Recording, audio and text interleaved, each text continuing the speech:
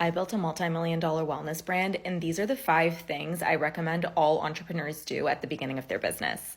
Number 1 is launch fast and iterate. This is like startups 101. And let me tell you, when we were about to launch Arrae, we got our packaging back and it was nowhere near what I wanted the color and the label to look like. It was a printing error. And we had a choice at that point to start all over and delay our launch until months, until everything was perfect, or just go to market with exactly what we had. We chose to do the latter, and it was the best decision we made.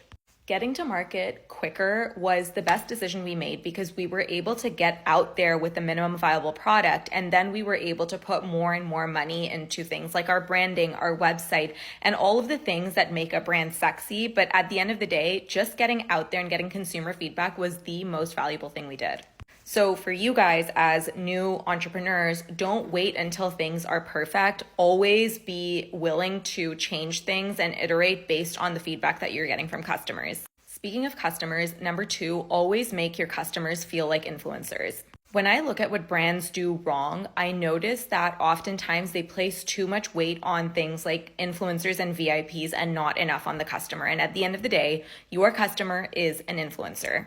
So from a practical application standpoint, what this means is to ensure that you are doing things for the customers that you would otherwise do for an influencer. So things like ensuring they are included in your PR mailers, ensuring you're doing community events, making sure that you're doing things to constantly make them feel special, whether you're in DMs or emails, and noticing who are your high touch point customers and what can you do to make their day a little bit better. So as an example, when we launched Arrae, at the beginning, Nish and I would personally go and deliver product on his motorcycle to customers who lived within our area. It allowed us to really get to know them. And to this day, those people are still customers. This is 4 years in. Next, when you're just starting out, ensure that you're gifting your product heavily.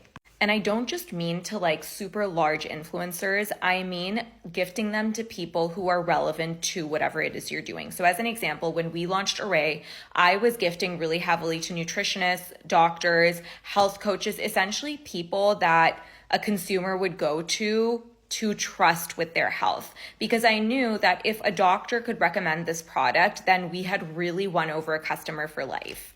So find that parallel within whatever you're building, because oftentimes when we think of gifting, people think, oh, like I'm just going to gift to a large influencer. No. You need to be a little bit more broad than that. And also gifting includes your customers. So again, as I mentioned, if you notice like really high touch point customers who are buying from you over and over again, they are sending these like really kind DMs and messages, ensure that you're gifting to them as well, and ask like, can I gift to you and like your best friend or your mom? Like I'd love to send you a product. Make them feel like they are included in your marketing initiatives.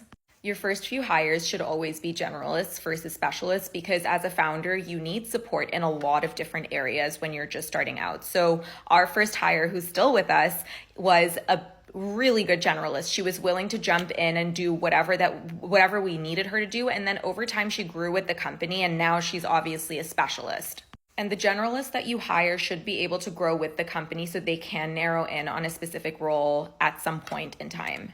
So what I mean to say is know their interests and where they're excelling early on so you can place them into a more specialist role down the line. And lastly, focus on the 3 things that will make the biggest impact. So at any given moment within a business life cycle, I think that there's specific things that you can really focus on and master before you move on to the next thing. So for us, what really moved the needle in our first year of business was treating our customers like influencers and also influencers. So our goal was to narrow in on those 2 areas and really master them before moving on to anything else. We just knew we were masters in building community and making people feel really included in the story of the brand. And so that is what we really focused on mastering before we moved on to other things like Facebook ads or PR or like any of these other things. Oh, and this is not even a tip because this goes for the basis of everything that I'm saying. You have to have a good product. All of these tips come secondary to a very good product, because no one is going to keep coming back to your business to buy whatever you're selling if your product sucks. So make sure that you have the right product and like the best product that you can put out there into the world before you do any of these other things.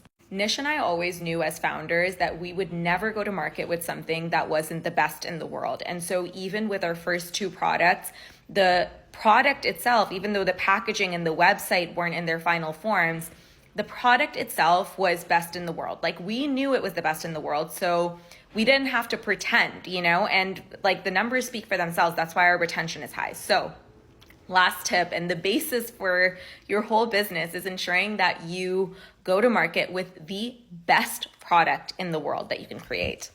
I hope this was helpful. Let me know if you want a part 2.